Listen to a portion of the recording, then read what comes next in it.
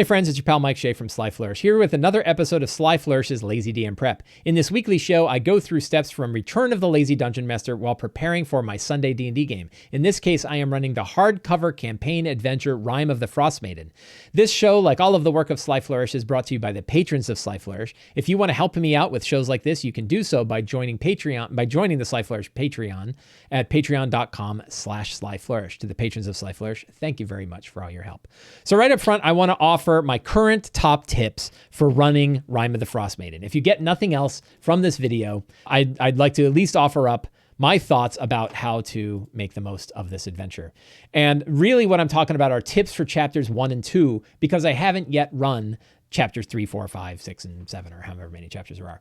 But I'm leading into those, right? I've read them, certainly. I have ideas about where I'm going, but mostly I want to talk about what you can do with chapters 1 and 2, because they're great big chapters with lots of things going on. And in my opinion, take a lot of work to turn into a really good, fun, solid adventure. So number one is reinforce during your session 0, which you should run. During your session 0 of this campaign, you want to make sure that before they've built their characters, that you reinforce the motivation for the characters to help the people of Ten Towns survive the endless night. This is a very strong motivation that will carry you through chapter 1 and a little bit into chapter 2. But mostly it's not about ending the endless night. It's about helping the people of Ten Towns survive, because all of the various jobs that you're doing in Ten Towns are intended to help the people of Ten Towns. If you reinforce the wrong thing, like ending the endless night, they're going to do a bunch of these adventures. They're not going to know why they're doing them, because none of them have anything to do with the endless night itself.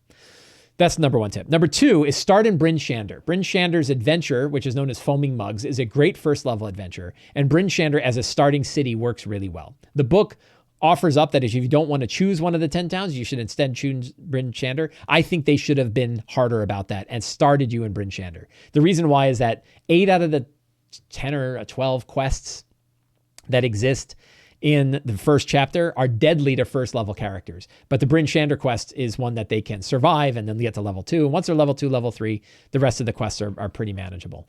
But many of them are deadly to first level. And if you pick the wrong quest to be the starting quest for the adventure, you can very likely kill your characters. And that would be a bummer. 3 is add the Cult of Oral as the driver for the sacrifices inside 10 towns. All of the 10 towns are conducting sacrifices to Oral.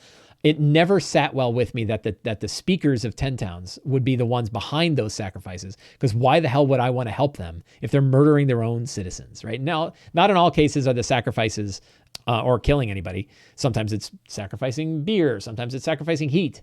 But there's at least a few towns where they're actually killing people.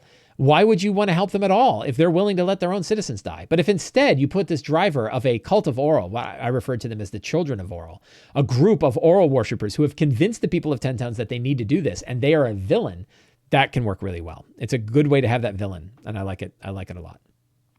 The other thing is chapter 1 is enormous, way too big, and way too many quests. There's like 13 possible quests in chapter 1. What I recommend instead is that you pick 6 quests that you like and focus on those quests. Only reveal those quests. And the minute the character, put 3 out at a time, and the minute they don't pick one of those quests twice, it's removed from the list. And then they will basically finish 4 quests, at which point they will be 3rd level or 4th level. They will have reached 4th level and then go into chapter 2. Otherwise, you're going to spend forever in chapter 1. I spent forever in chapter 1. I spent months and months, 20 sessions I spent in chapter 1 alone. Way too big. Cut the quest down to less than half and throw about 30% of those out as the characters are conducting the other ones. I made a list of the ones that I have run, that I enjoyed, that I might recommend, which is Foaming Mugs, The White Moose, A Beautiful Mind, The Mead Must Flow, The Unseen, and Toil and Trouble. Right? And even of those, it's like, I don't even know which of those 2 I wouldn't want to run. They're great quests. There's just too many of them. And it's too many quests. So focus on the quests that they're going to run. And then lastly, and this is really what I've been discovering while running chapter 2, is that where chapter 1 had too many quests, too many things to do, given the level range of the characters and the amount of time you're supposed to spend there, chapter 2 has a bunch of locations that serve no purpose. And it's not even that they're like places you can just go and explore. It's that you would have been better off not going there. right? So if you think about, and we're going to talk about it today, particularly with the quest called the Black Cabin, you can make a good argument that you should never go to the Black Cabin. That's a bad place and bad things are going to happen to you. And the best you can get out of going there is leaving somewhat intact. That's kind of lame. There's a bunch of locations like that. Got a cough. There's a bunch of locations like that. The Cackling Chasm, which I've used and worked really well. It worked really well as I used it. On its own, it's a hole full of gnolls, right? It's a big place and you go and you fight a bunch of gnolls. You don't really get any interesting treasure. You don't really learn anything that propels the story. The characters don't sort of gain anything. It's like you go there and it's like you probably would have been better off just leaving those gnolls be, right? There isn't really anything to do. There's not anything to gain. And a lot of the locations are like that in chapter 2. So my recommendation for this is that in order to get this chapter, in my opinion, to work well, we need to add those motivations. And an example was in the game that I've been running, I had family members of one of the characters had been turned into mind flayers in the Id Ascendant. So now we got a strong hook for the Id Ascendant. And the engine from the Id Ascendant, a thing called the Heart of the Id Ascendant, was stolen by the gnolls in the Cackling Chasm. So now you have a reason to go and fight the gnolls and get the thing and bring it back. Now there's a quest, right? The book doesn't have one. It doesn't offer one. It doesn't even tell you need one. I think you do.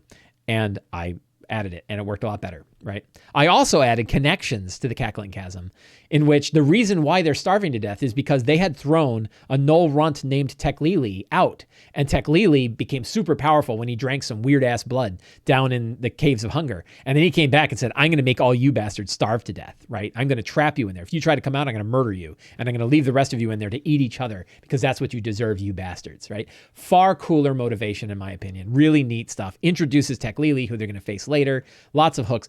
The reality is with this adventure, we have to do a lot of that. It's something that disappoints me about the adventure. There is a lot of work that we have to do, in my opinion, a lot of work that I am doing to wrangle this into an adventure that I'm enjoying with my group, more than I would like, given the fact that I paid $50.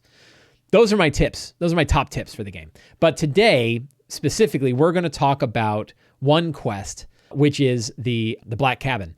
I had expected to run the Black Cabin last week. I did not. Instead, my strong start ended up creating an entire other adventure on its own. So in the last adventure, we'll go to our old session notes here, and we'll go to the bottom of the list, and we will go to the Sunday Frostmaiden. That was August. This is a week ago. In my strong start, Gygaz Greenhood, a caller for an assassin named Shakar Ballard, was going to face the characters in Bryn Shander and tell them, you either need to come with me to Candle, the character Candle, who they're hunting. You either need to come with us when we say, or we're going to murder your family and everybody else. I thought it would be kind of a throwaway scene, and then they would go and they would travel to the Black Cabin and all kinds of stuff would happen. Instead, they said, no, this is our chance. We're going to hunt down Shakar Ballard, find him, and face him. And they did so by using detect thoughts on Gygaz Greenhood, and he failed. And they learned through his mind where Shakar Ballard was hiding. And then they got together and they said, we need to hit him. They found out that Shakar Ballard is building a mercenary army in order to go attack the Bryn Shander Community Center, which was the house of the Triad. So the whole adventure was them going to this ramshackle house, breaking in, sneaking past the mercenaries that he'd hired, getting into the basement where Shakar Ballard is, and finding him and facing him and killing him. And they did so. And it was a really big, strong fight. I had to improvise a lot. I had to improvise all of Shakar Ballard. I had no stat block in mind for him. So I ended up creating I took a pre-stat block and an assassin stat block, mashed them together, and added some things like I gave him improved invisibility. I gave him a lot of stuff. And he was really dangerous, right? He was really dangerous, really scary. But they pinned him down and they killed him. And it worked really well. The one thing I wish I had done is I made his spirit guardians the whole basement so that there was nowhere in the basement they could hide from spirit guardians. That was kind of lame. It would have been better if it was only those who are adjacent to him or nearby him, and then he could move around and put people in the aura. Would have been better. Instead, I kind of chickened out and I was like, I don't want to have to deal with positioning, so I'm going to just make it fill out the whole area. That was kind of something I shouldn't have done. But overall, people were happy. They cut off this one line. Shakar Ballard is dead. I no longer have to worry about the assassins of Shakar Ballard. They saved their family, and that was great. But it took a whole session, which means we got an entire session that didn't have anything to do with the session that I had prepped, which was the Black Cabin. So today we are going to be doing the Black Cabin. So I am going to go to my session notes. Once again, I am using Notion to do my campaign planning. I love Notion if you want to learn more. Those of you in Twitch, can learn more by following the link I just added. And those of you watching at home or listening can find in my show notes how to use Notion for your campaign building. It's really cool. So I'm going to generate a new session notes.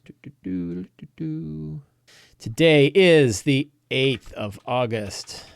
All right, so let's take a quick look through the characters. We have Ilda. Ilda is a half-elf, half-Goliath whose father is now a member of the Black Swords. He has always been a member of the Black Swords, but it's just a thing that came out. The Black Swords are knights who are involved with the elder evil Thrune. But her father also worked with the Cult of Oral a bit. Her mother and father were both members of the Cult of Oral, all kinds of things. So she's got lots of interesting backstory going on. That's a whole other thread that's going to take this campaign in a totally different direction. We have Shadowhawk. Shadowhawk is also being hunted by assassins, known as the Knight's Kiss. These are assassins sent by House Zalaran who want to now capture him because of his crazy Mind Flayer ways. He has a Mind Flayer symbiote in his head that lets him drain people's lives with ethereal tentacles that come out of his mouth. He's a scary dude. We have Auken Dawncaller. Dawncaller is a Goliath of the Wormdune Crag. He has seen a vision of something under the ice. We have Gor Wan Alcazar. Gor Wan Alcazar runs the Wan Alcazar Trading Company and is trying to constantly build up that empire.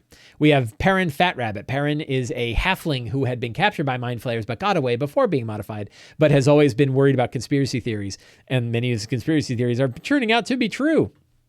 And then we have Candle in the Dark. Candle had been hunted by the assassin Shakar Ballard, and the Xanathar no longer has to worry about that because they hunted down the assassin and got rid of him. So now Candle's main motivation is to just help with the rest of the group. So that's really interesting. So it's interesting how things are going. So those are the characters. So what would be our strong start today? So they're going to start in Bryn Shander. And if we think about like the fronts of this campaign, the main fronts that exist right now are Zardarok Sunblight, the dwarf who's making a huge war machine. He's a Duergar dwarf making a huge war machine to destroy 10 towns. Something like that could occur, but I don't know what kind of grim portent the characters might get.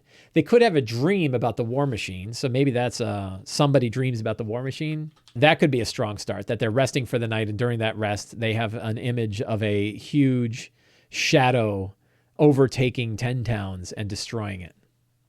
That could be something that happens. We could actually have other dreams that sort of portend a few different things. Another dream, if we want to like hit all three of the main drivers, dream of the sarcophagus of Thrune down in Yethrin. And maybe that's a shared dream between both Ilda and Auken. Could both share that dream. And then a third dream is of the Frostmaiden. And what is the frost, a dream of a frozen 10 towns and of the Frostmaiden. And maybe that's like the cover, right? Maybe these dreams are pictures. We can actually tie to pictures for this. So if we can using images is always great, right? So this one, for example, is an image we can use for the dream, the war machine, right? Is it giving away? I don't know, maybe. The other one is we can view the cover, right? That is the frozen 10 towns and the Frostmaiden. We don't have is there a yes? I mean, there's that, but that one's kind of, there's the picture of the city itself. That's pretty good. Whoops. Yeah. So we have some cool images that we could show. So we can just do it with dreams. And the nice thing about doing it with dreams is we don't have to have a strong start where they're getting attacked by a bunch of dudes or they're having a big thing and then derail the entire thing again. Instead, we're like pushing in these directions. They have these three things, right? So scenes are dreams. We know they're going to have dreams. Then travel to the Black Cabin. We could have a fantastic location that they reach. Let's just pull one up. I probably had a really cool one. Poisonous Tomb of the Netherese. Foggy Pillar. I like the marble Foggy Pillar of the Netherese. That's kind of cool. So, attacked by kobold vampires, which I think I was going to use before, right? I think we were going to have kobold vampires attack them before. Then we have the Black Cabin. That's pretty much it, right? It's pretty straightforward. We know we're gonna have these scenes going on here.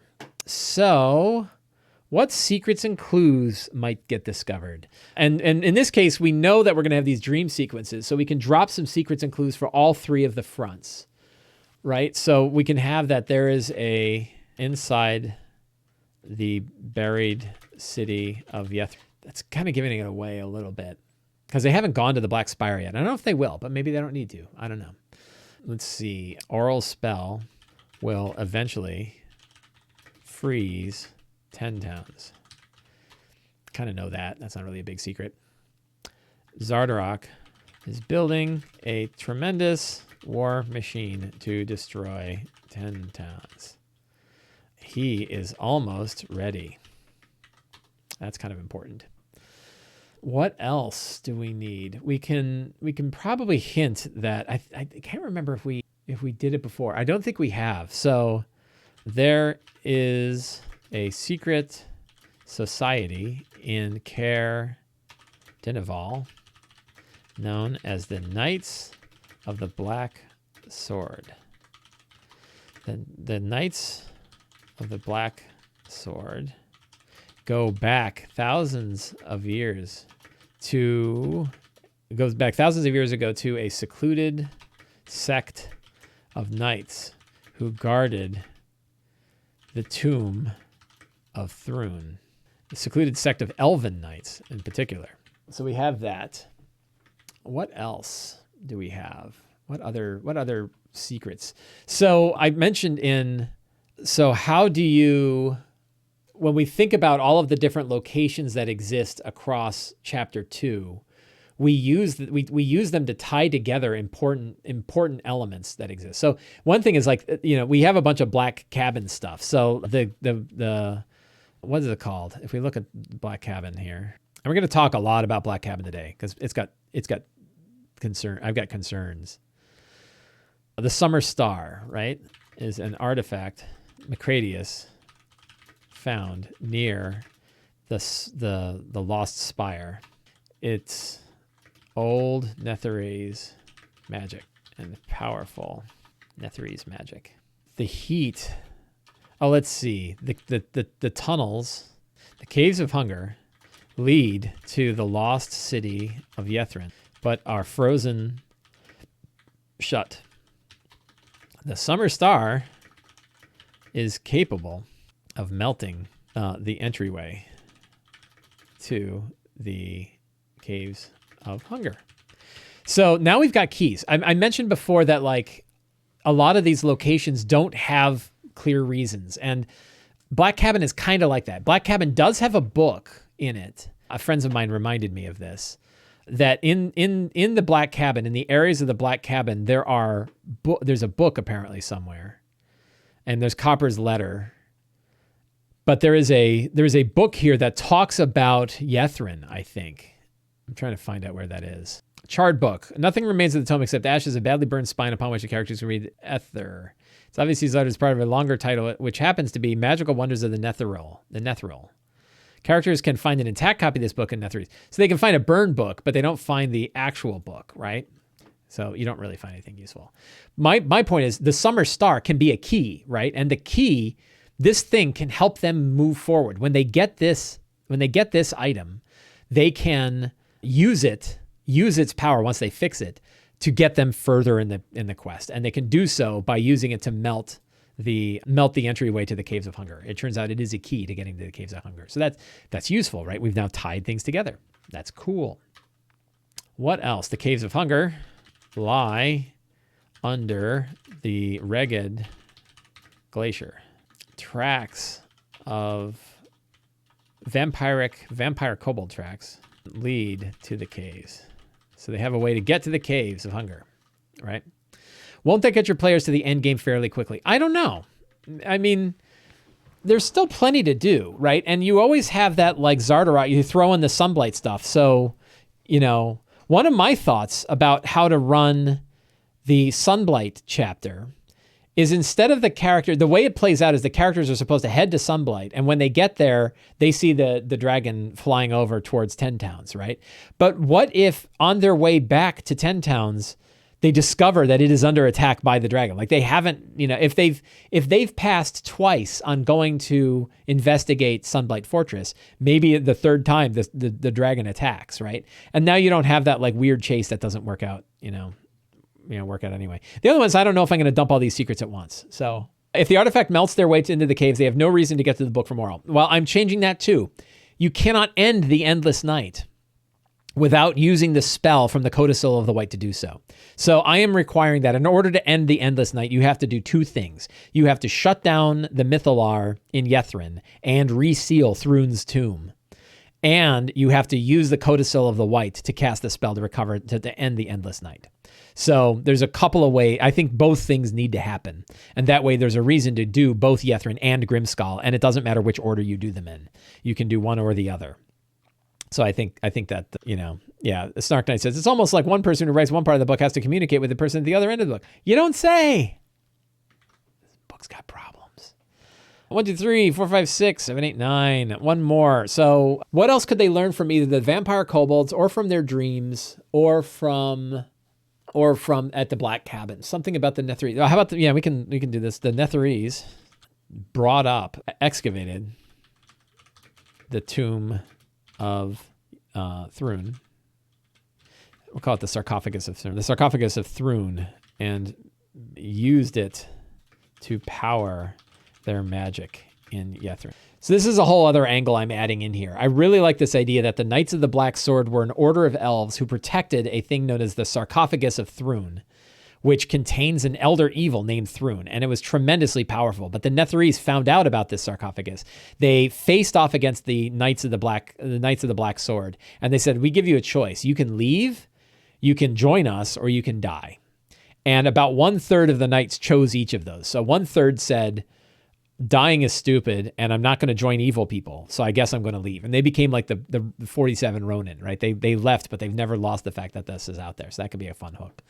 2 is that some of the knights did go with the Netherese and continued to guard Thrun, but they got kind of twisted by the Netherese magic and ended up sort of supporting the idea that Thrun was a great power, not just an evil that needed to never be touched.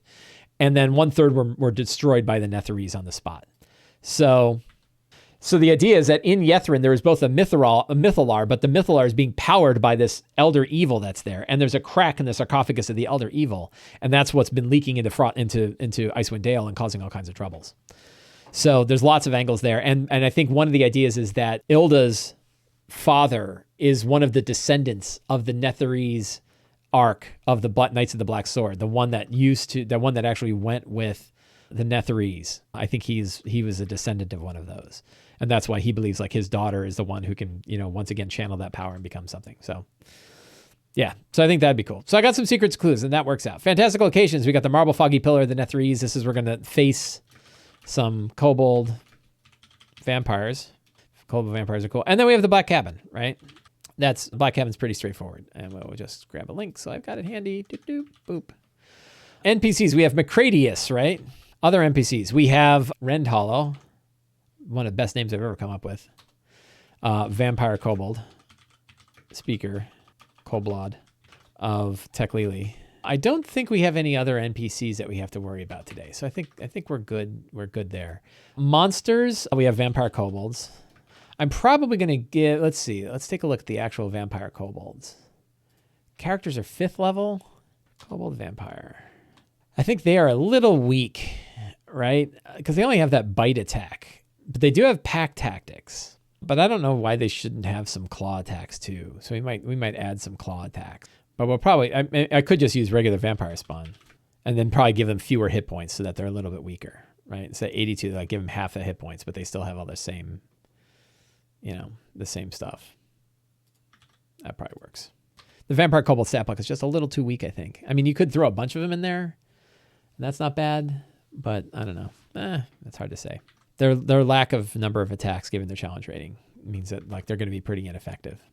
Any other monsters? I guess there's not really a lot of monsters at the Black Cabin, but when they leave the Black Cabin, they get attacked by Cold Light Walkers, right? Cold Light Walkers are awesome. And what do they look like? So the Cold Light Walkers, if we want to have a few of these, and I like it to be like people that the characters have seen before that have died. So we could have the Goliath. What was his name? I want to bring like back previous NPCs, right? Everybody wants Thumper to be a Cold Light Walker. It's still not a bad idea. Let's see. I think I have to go back one more than that. Orlo Skywatcher could be one.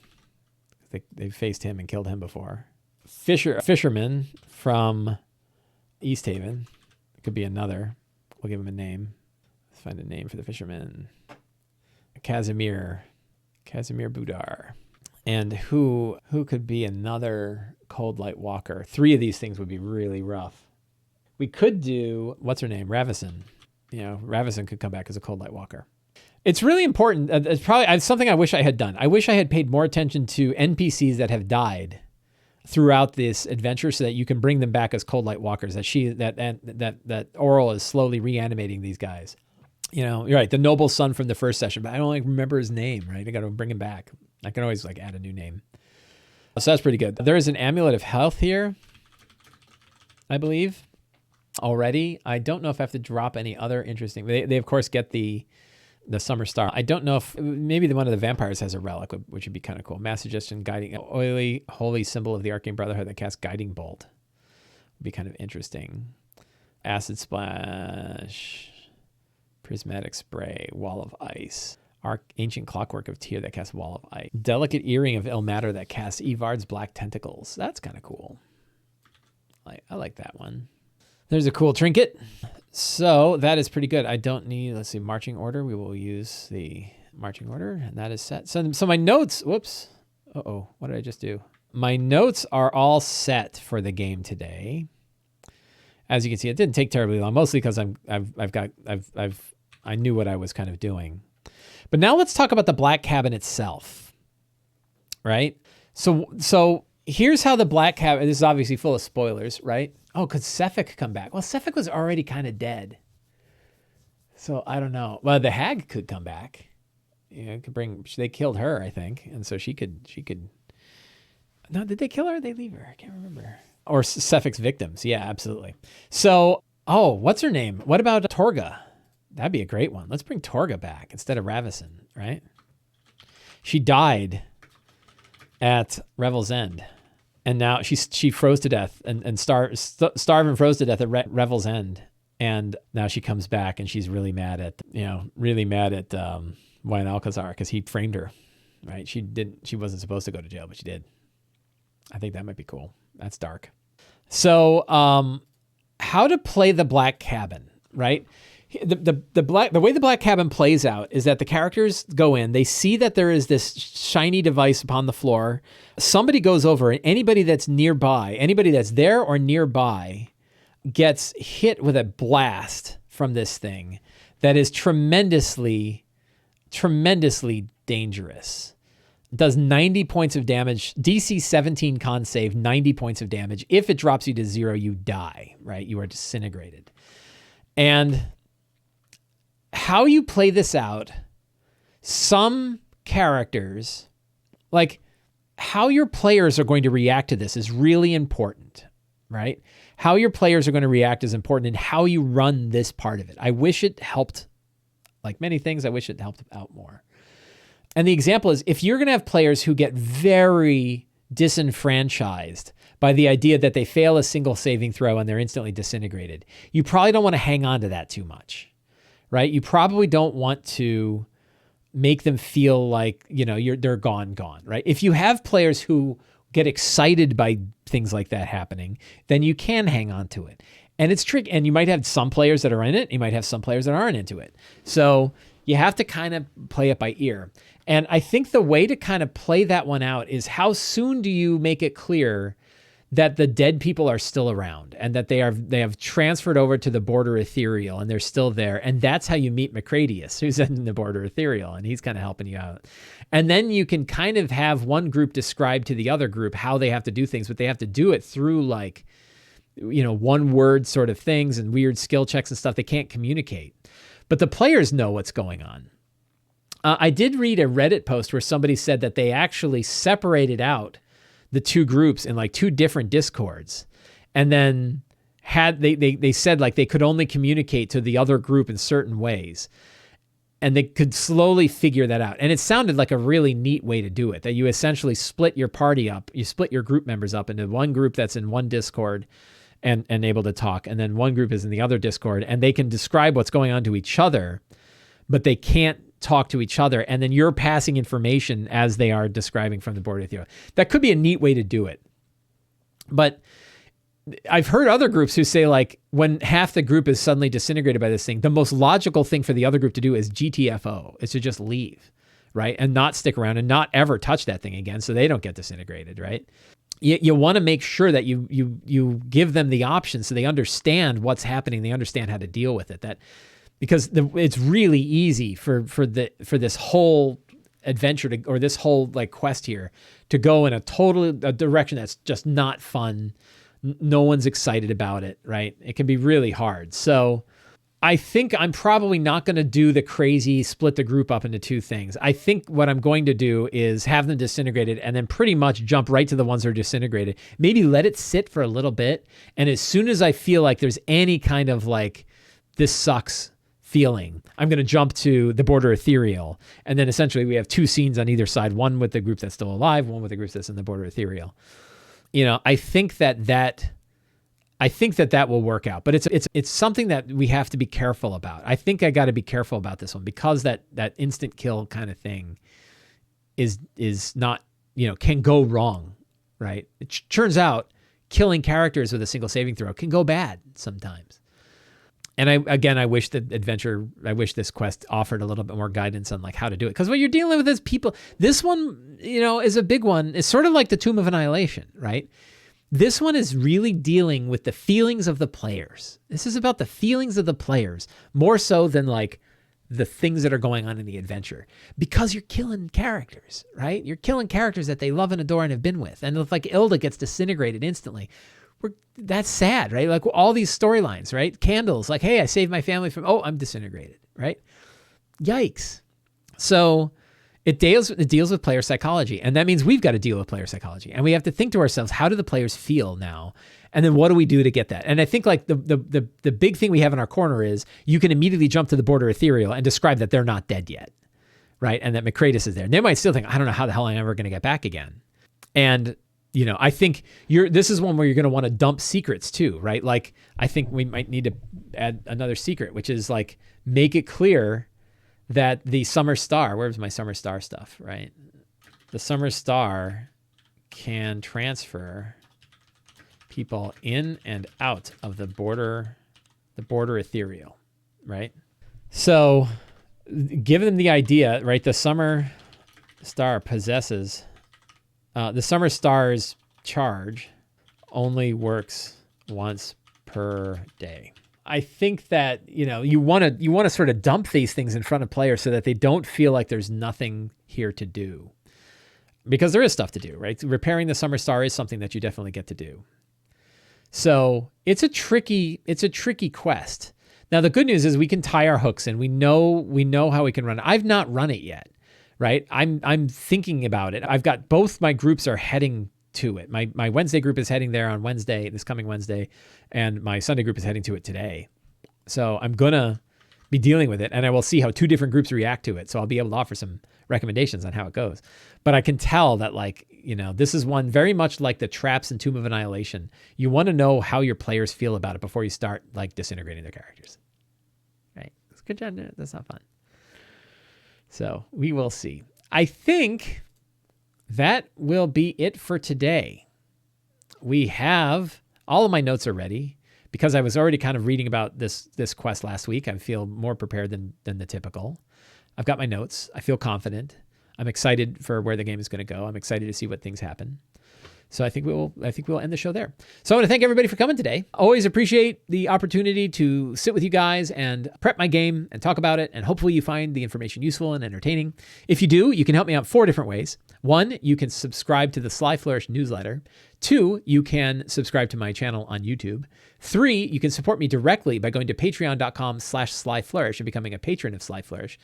And 4, you can pick up my books, Return to the Lazy Dungeon Master, The Lazy DM's Workbook, or any of my other books. So thank you all very much for coming today, and have a great day.